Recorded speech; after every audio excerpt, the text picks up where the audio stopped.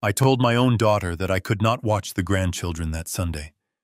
I explained with my voice shaking and my chest tight with sorrow that I had to attend my brother's funeral. The man who saved my life was being put into the cold ground, and I needed to be there to say my final goodbye. I thought she would understand. I thought there would be a shred of human empathy in her eyes. Instead, my daughter Natalie crossed her arms, looked at me with a coldness that froze my blood, and said, "You still have to do it, Dad. There is no other choice. We are dropping them off." I stood there in my own kitchen, stunned completely, unable to believe what I had just heard. If you are just tuning in to this story, take a deep breath. What I am about to tell you is a story of betrayal, so calculated and so cruel it forced me to tear down my own family. Before I continue, please let me know in the comments which city you are watching from today. And hit that like button if you have ever had to stand your ground against toxic family members who tried to use you. The air in the kitchen grew heavy and suffocating. I looked at Natalie, trying to find the little girl I had raised, but all I saw was a selfish stranger. My brother Bill was not just a sibling to me. He was the only reason I was still breathing. My mind instantly flashed back to a freezing November morning in 1985. We were working on a massive high-rise construction site in downtown Chicago. I was a structural engineer, but that morning I was down in the dirt inspecting a deep trench for the foundation. Above me, a rusted steel cable snapped. A massive 2-ton steel beam fell from the crane directly toward me. I did not even hear it fall, but Bill did. Without a single second of hesitation, my brother sprinted across the uneven concrete, tackled me out of the trench, and took the crushing weight of that falling steel himself. The terrible impact shattered both of his legs instantly. He went through 12 grueling surgeries and spent the rest of his life walking with a heavy limp, relying on a thick wooden cane. He sacrificed his own body so that I could live. He suffered every single day in silence, never once complaining, just so I could go home safely and hold my little girl. And now, decades later, that very same little girl was standing right in front of me, coldly denying me the right to bury the honorable man who gave her a father. I asked her how she could possibly be so heartless. I asked her how she could demand this of me on the darkest weekend of my entire life. That was when Derek, her husband, stepped forward. Derek was a commercial real estate broker. He always wore these flashy, expensive custom suits that cost more than my first car, and he always treated me like I was just a foolish, outdated old man. He looked at me with that fake, condescending smile he always used and sighed loudly. He said, "Harrison, please do not make this about you. My firm is facing a catastrophic financial crisis. We have a life-or-death corporate merger scheduled in New York this weekend. If we do not fly out there and close this deal, the company goes under forever. We lose absolutely everything." Natalie quickly chimed in, her voice dripping with absolute venom and emotional manipulation.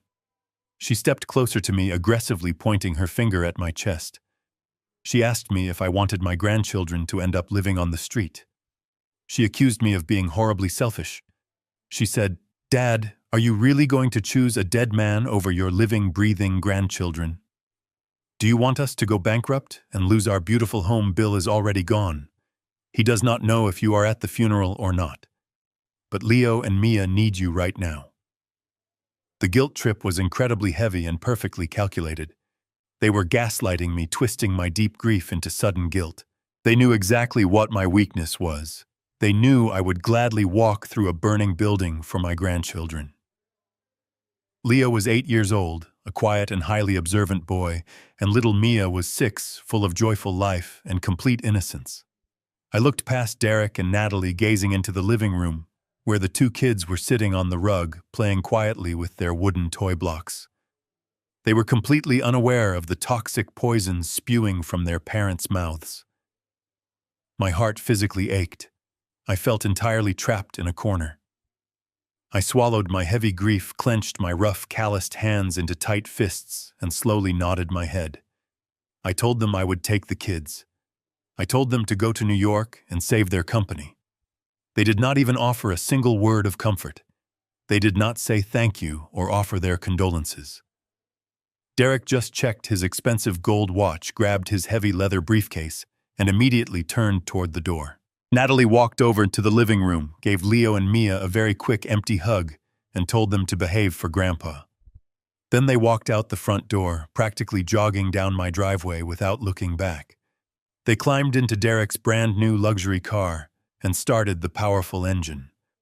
I slowly walked out onto the front porch, holding my grandson Leo securely by his small hand.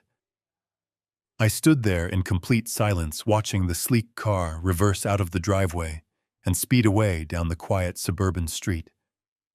I felt a deep, hollow ache settling in my chest.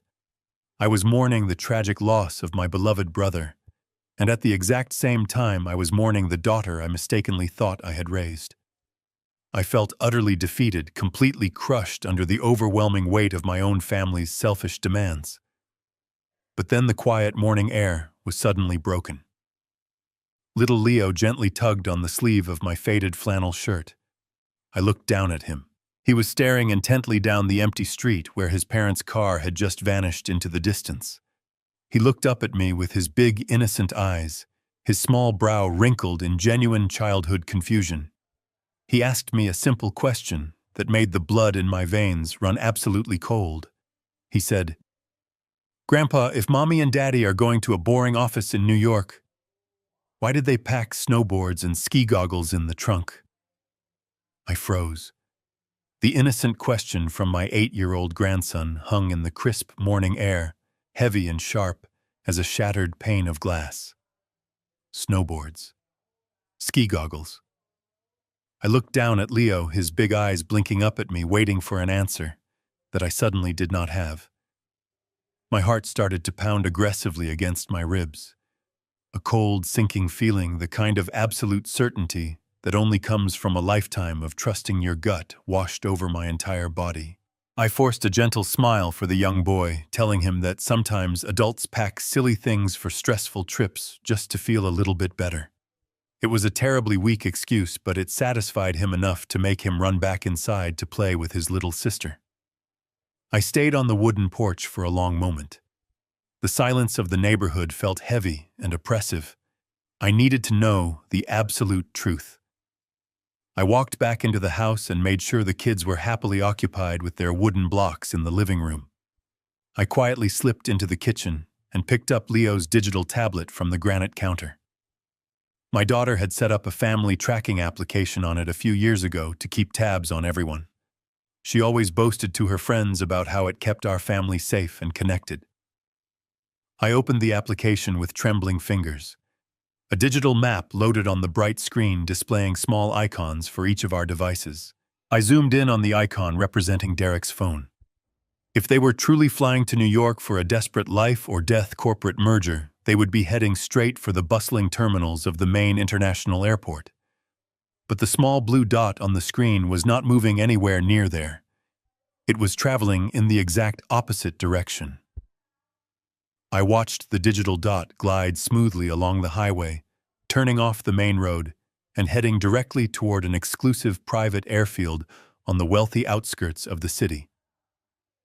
I clicked on the destination details that the application helpfully predicted based on their travel history and calendar reservations. The screen cheerfully informed me that they were booked on a private charter flight. The destination was a luxury ski resort in Aspen, Colorado. I stared at the bright screen until my eyes burned. The digital blue dot pulsed rhythmically, mocking my profound grief. Aspen. They were going to Aspen. A suffocating wave of nausea rolled through my stomach, twisting my insides into tight, painful knots. They had not just lied to me. They had looked me right in the eyes, invoked the sacred memory of my recently deceased brother, and shamelessly guilt-tripped me all so they could go drink expensive champagne on a snowy mountain. They skipped the funeral of the brave man who saved my life for a luxury vacation. The sheer cruelty of it took the breath right out of my lungs. They used my intense grief against me. They used my deep love for my grandchildren as a convenient free babysitting service.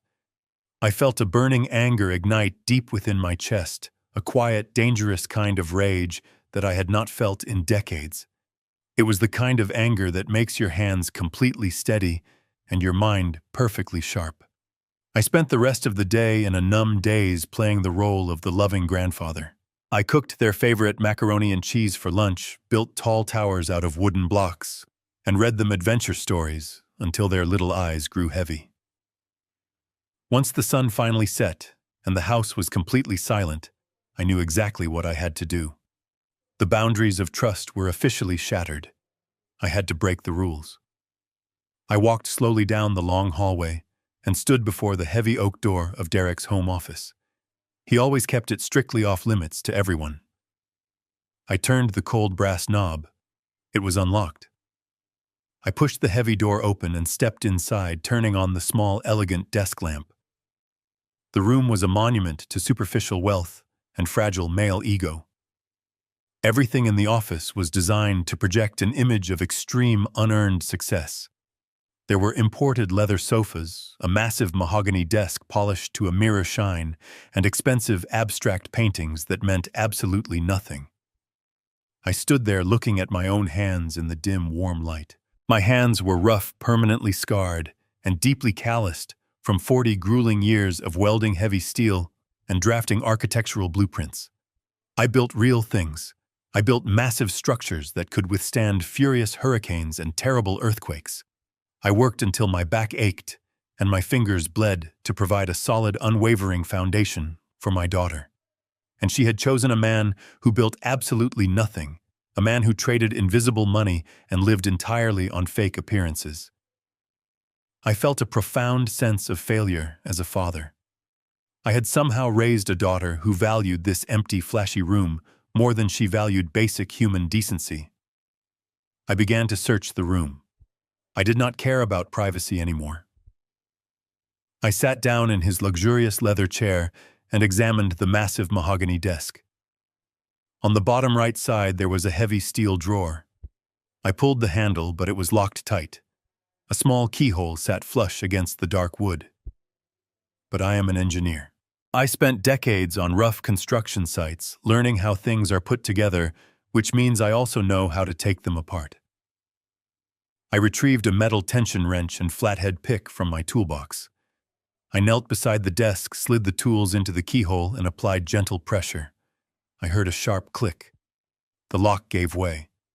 I pulled the drawer open. Inside was a thick folder. Printed across the front tab was my full name followed by my home address. My heart hammered against my ribs as I reached into the dark metal drawer and pulled out the heavy manila folder. The thick paper felt cold and rigid against my calloused fingertips. My full legal name, Harrison Cole, was typed clearly across the top label in bold black ink, directly above the address of the home I had lived in for over 40 years. I sat back in Derek's excessively plush black leather chair and carefully rested the folder on the polished mahogany desk. The quiet, steady hum of the central air conditioning suddenly sounded like a roaring wind. I slowly opened the cover. The first document I saw was a comprehensive property appraisal report. It was printed on thick, expensive paper, complete with high-resolution color photographs of my own front yard. I stared at the glossy image of my home. It was a beautiful 1920s craftsman-style house situated on a quiet, tree-lined street in the historic heart of Chicago. I did not just buy that house. I poured my literal blood, sweat, and tears into it. When my late wife and I first purchased the property, it was nothing more than a decaying, forgotten shell. Over 3 decades, I personally restored every single inch of it. I rebuilt the crumbling stone foundation with my own 2 hands, mixing the heavy concrete. I climbed the steep roof in the sweltering heat of summer to lay every single cedar shingle by hand. I spent countless late nights in my garage carefully sanding the original oak floorboards until they gleamed. That house was not just a piece of real estate. It was a living monument to my beautiful marriage and the safe haven I had built for my family. To see it reduced to a stack of clinical appraisal photographs sitting in my deceitful son-in-law's locked drawer made my stomach turn. I turned the pages of the report, scanning the dense blocks of financial text. The appraiser had meticulously documented the custom woodwork and the reinforced steel beams I had installed to open up the living room. They had assigned a market value of $1.8 million to my life's work. A terrifying question echoed in my mind. Why would Derek, a commercial real estate broker who dealt exclusively in high-rise office buildings, commission a residential appraisal on my private home, without telling me I had completely paid off the mortgage 15 years ago, shortly after my beloved wife passed away? I did that specifically to ensure that I would never owe a single dime to any bank for the rest of my life. I wanted to leave a completely unburdened, debt-free legacy for my daughter to inherit. I flipped past the final page of the appraisal report, desperately hoping to find a logical explanation, but what I found instead made the blood freeze entirely in my veins. Attached behind the photographs was a thick stack of legal banking documents printed on official watermarked paper from a major national bank. The bold capitalized letters across the top of the first page read, "Home Equity Line of Credit Agreement." My breathing became shallow. A home equity line of credit is a tool that allows a homeowner to borrow money by using the equity of their house as collateral. It is essentially a mortgage. I pulled a pair of wire-rimmed reading glasses from my shirt pocket, my rough hands shaking violently. I slid them onto my face and forced my aging eyes to focus on the fine print. The document outlined a massive financial transaction. Someone had successfully applied for and secured a massive loan against the completely paid-off value of my historic Craftsman house. I scanned down to the middle of the page where the principal loan amount was printed in bold, undeniable ink. $600,000. The numbers blurred together as a wave of intense vertigo washed over me. $600,000. It was an astronomical sum of money. If this loan went into default, the bank had the absolute legal right to foreclose on my property. They could seize the house I had rebuilt with my own bare hands, legally evict me, and auction it off to the highest bidder. My heart pounded a frantic rhythm against my chest. I felt a cold sweat break out across my forehead. This had to be a mistake. A bank cannot simply hand over more than $500,000 and place a massive lien on a property without the explicit legally binding authorization of the property owner. I had never spoken to a loan officer. I had never stepped foot inside that specific bank branch in my life. I had certainly never agreed to put my sanctuary at risk to fund whatever luxury vacations Derek and Natalie were hiding. I gripped the edges of the paper, my knuckles turning white under the strain. I rapidly flipped through the dense pages of legal jargon, ignoring the complex interest rate clauses and strict repayment schedules. I was driving straight toward the very last page of the contract, the only page that truly mattered. The primary signature page. I stared down at the bottom right corner of the document, where the primary borrower was legally required to sign their name in ink. My breath completely caught in my throat. There, resting perfectly on the solid black line, was my name. Harrison Cole. I leaned in closer, my eyes wide with horror and disbelief. It was a flawless, perfect forgery of my own handwriting. The distinct sweeping loops of my cursive and the deliberate angles of my signature had been copied with terrifying precision. I ran my thumb over the ink, feeling the indentation where the pen had pressed into the paper. And right beside that perfectly forged signature, making the fraudulent loan document absolutely official and legally binding, was the dark blue raised ink seal of an official state-registered notary public. I stared at the signature on the final page of the loan agreement, my mind completely paralyzed by the sheer audacity of the crime sitting right in front of me. It was not just a clumsy attempt at copying my name. It was a calculated, legally binding authorization sealed with the official stamp of a notary public.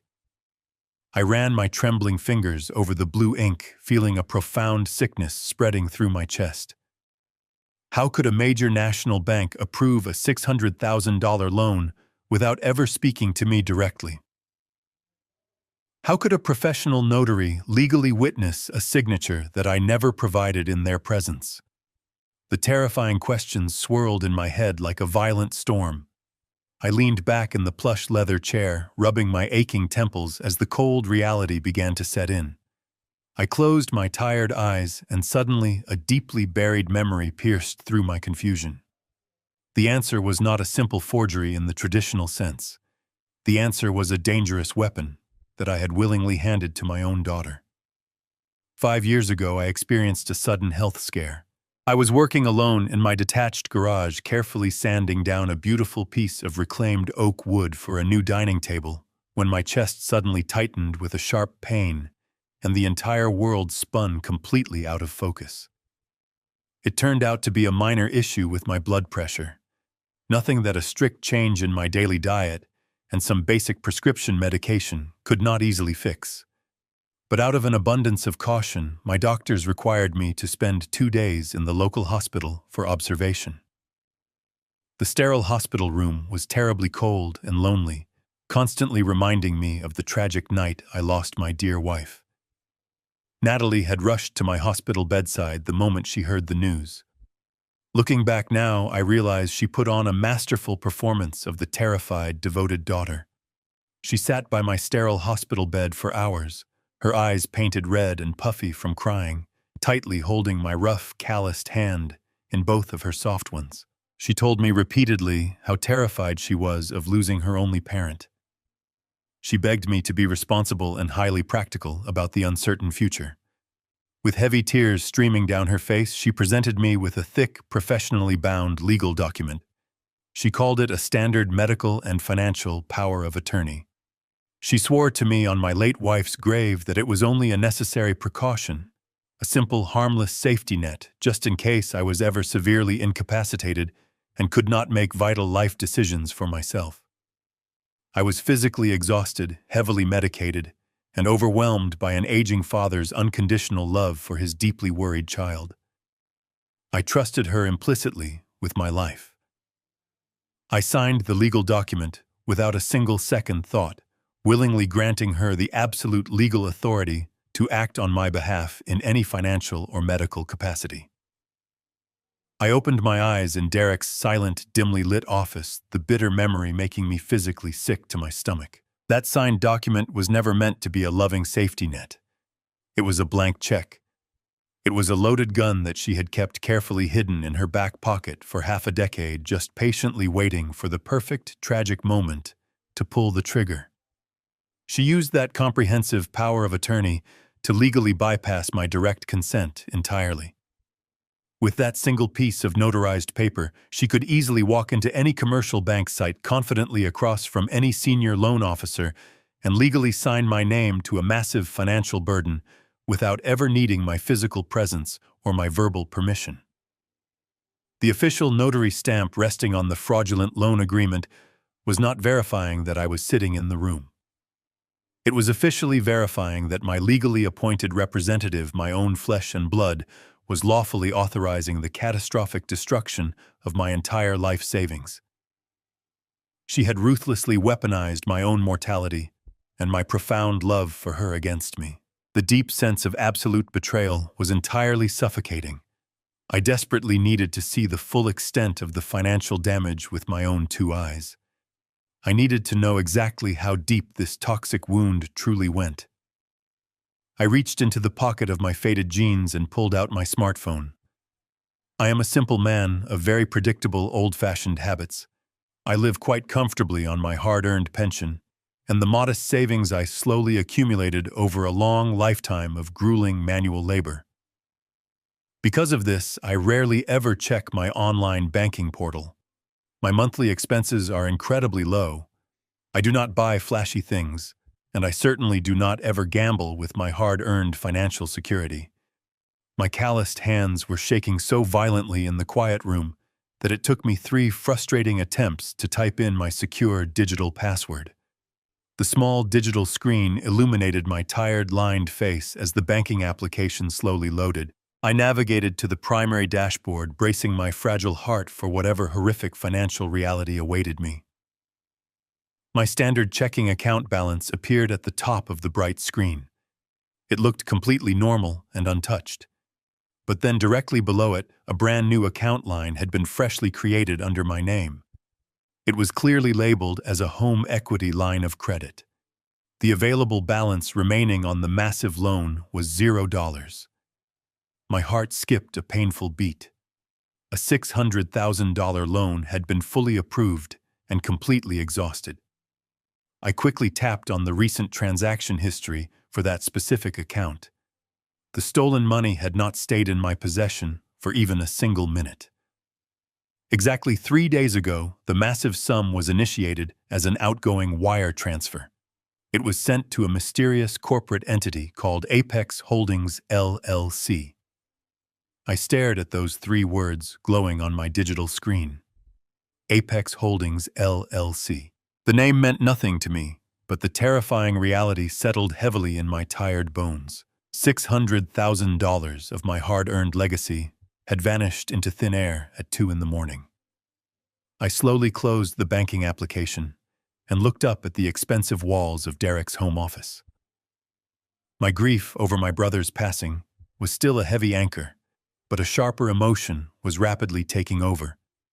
Pure resolve. I was not going to be a silent victim. I was a structural engineer. When a building shows signs of a catastrophic failure, you do not sit down and cry. You bring in heavy machinery and you tear out the rot. I reached for my phone, scrolling past my daughter's name to stop at Jonathan Pierce. Jonathan was not just a lawyer. He was a ruthless corporate litigator, a legal shark who destroyed corrupt executives in federal courtrooms. More importantly, he owed me a massive favor. Back in the 90s, Jonathan's father owned a commercial high-rise sinking due to a compromised foundation. Other firms told him to demolish it.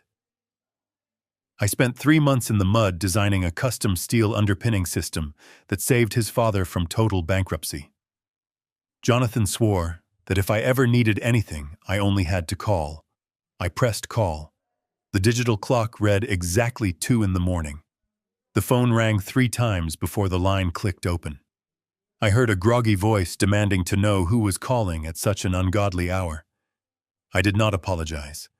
I simply said his name and told him it was Harrison Cole. The irritation vanished instantly. I heard the rustling of blankets and the click of a bedside lamp.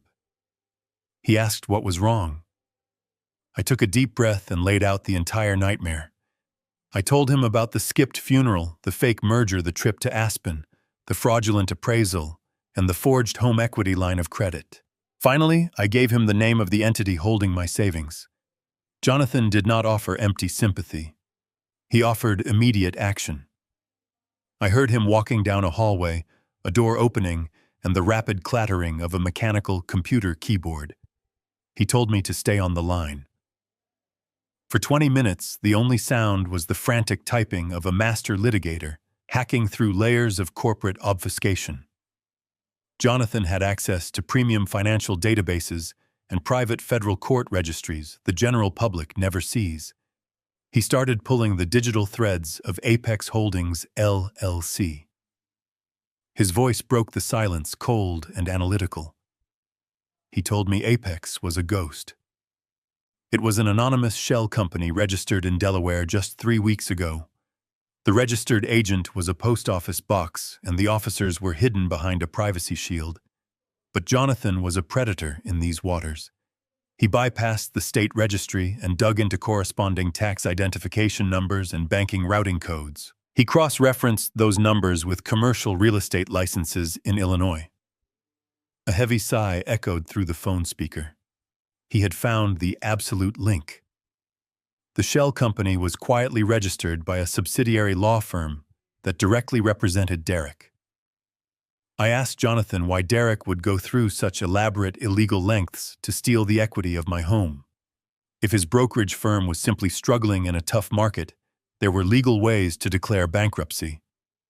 The furious typing on Jonathan's end intensified. He told me he was pulling the civil litigation records for Derek's primary company. Suddenly, Jonathan let out a low, sharp whistle. The truth was not just a failing business. It was a massive, sprawling criminal enterprise. Jonathan read the confidential legal files aloud to me in the dark. Derek was not just losing money. He was being actively sued by 3 different groups of powerful private investors for catastrophic embezzlement. For the past 4 years, Derek had been running a sophisticated financial shell game. He was taking millions of dollars from new investors to pay off the old ones while silently siphoning off massive percentages to fund his own lavish lifestyle. The custom Italian suits, the brand new luxury vehicles, the exclusive ski vacations in Colorado. None of it was actually earned. All of it was stolen money. And now the entire house of cards was collapsing right on top of him. The investors had filed an emergency injunction. If Derek did not produce a massive cash settlement to appease them by the end of the month, they were going to turn their expansive evidence over to the federal authorities. The $600,000 stolen from my house was not an investment. It was nothing but dirty blood money. It was a desperate, panicked attempt to pay off a legal settlement and keep Derek out of a federal penitentiary. My own daughter had willingly sacrificed my absolute financial security to save her criminal husband from wearing a prison uniform. I felt a sickening wave of betrayal wash over my entire body. I was ready to ask Jonathan how we could freeze the stolen funds, how we could immediately contact the National Bank Fraud Department, and shut this whole terrible nightmare down once and for all. But suddenly, the rapid, aggressive typing on the other end of the phone stopped completely. The silence on the line was profound and deeply unsettling. It lasted for 10 agonizing seconds. When Jonathan finally spoke again, his voice had changed completely. The confident, analytical tone of a corporate shark was gone. It was replaced by a quiet, horrific hesitation.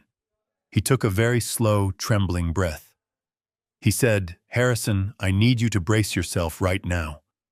They did not just steal the money to pay off Derek's debts. Look at your personal email inbox right this very second. I just sent you the official family court docket for next Monday." My hands were completely numb as I minimized the banking window and opened my personal email application. The bright screen felt like a piercing spotlight in the quiet, dark room. Sitting at the very top of my inbox was a secure, encrypted message from Jonathan Pierce. It contained a single, heavy digital attachment. A portable document format file titled "Emergency Petition for Full Conservatorship." I tapped on the file with a shaking finger and watched it slowly load onto the screen, feeling a suffocating pressure building deep within my chest. The first page displayed the official seal of the state family court system in bold, black ink. I read the formal legal heading printed at the top. Petitioner Natalie Cole. Respondent Harrison Cole. My own daughter, the child I had protected and provided for my entire life, was formally suing me for total legal control over my physical autonomy and my financial independence.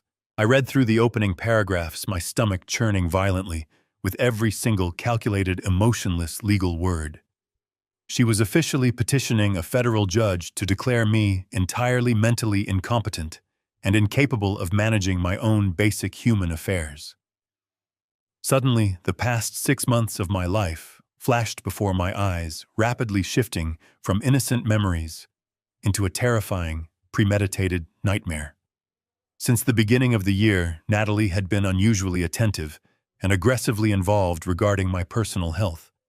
She insisted over and over again that my trusted physician of 20 years was completely outdated in his methods.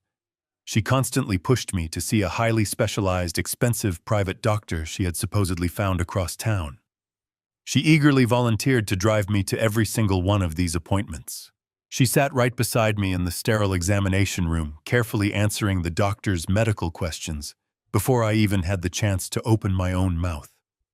She would place a comforting, fake hand on my shoulder and tell the man in the white coat that I was constantly forgetting simple things, that I was misplacing my house keys daily, that I was getting hopelessly lost walking in my own familiar neighborhood.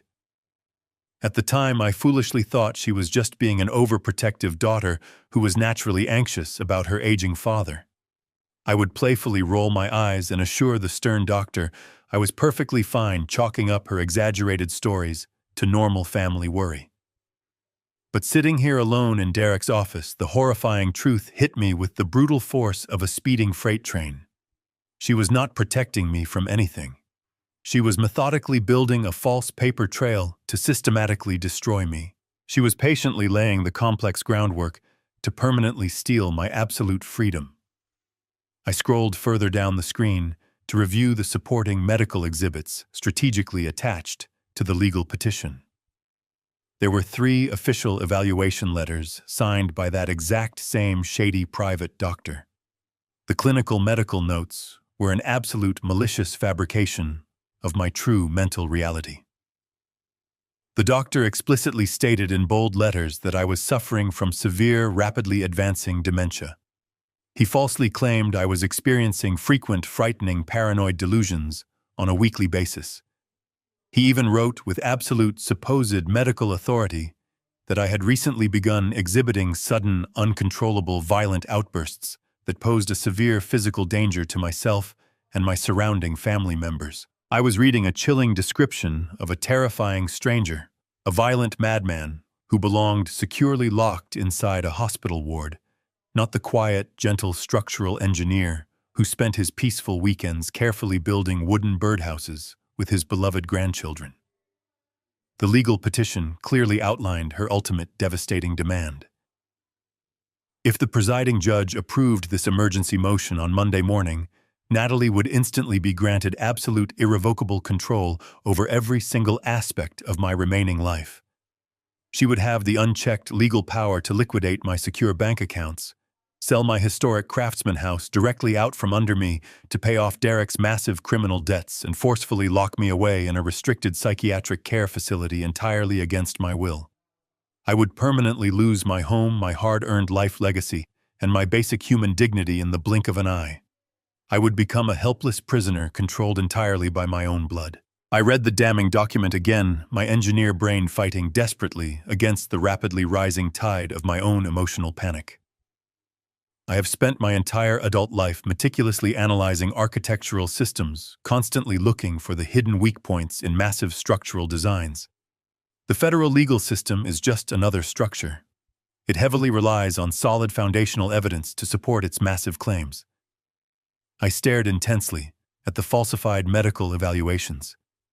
They were incredibly damaging, yes, but they were still just typed words on a page from a single private doctor.